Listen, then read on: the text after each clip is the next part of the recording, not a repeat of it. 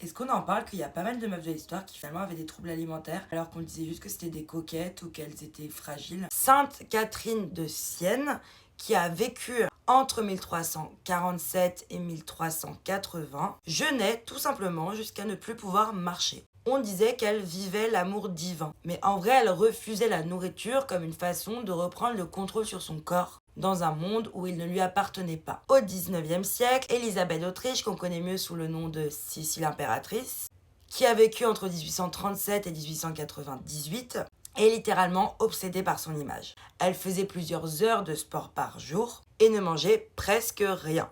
Et elle se pesait après chaque repas. C'est clairement ce qu'on appelle des TCA. À la cour, quand on parlait d'elle, on parlait juste de discipline et non de souffrance. Et par exemple, Sarah Bernard, la star absolue du théâtre qui a vécu entre 1844 et 1923, se vantait de ne presque pas manger et faisait même des malaises sur scène.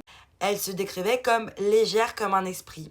Et à l'époque, on trouvait ça très romantique. Aujourd'hui, on appellerait ça autrement, si vous voyez ce que je veux dire. Ces femmes, elles souffraient en silence, mais leur douleur passait souvent pour de la dévotion, de la beauté ou du génie. Parce qu'on préfère toujours admirer une femme qui se détruit qu'en écouter une qui dit qu'elle va mal.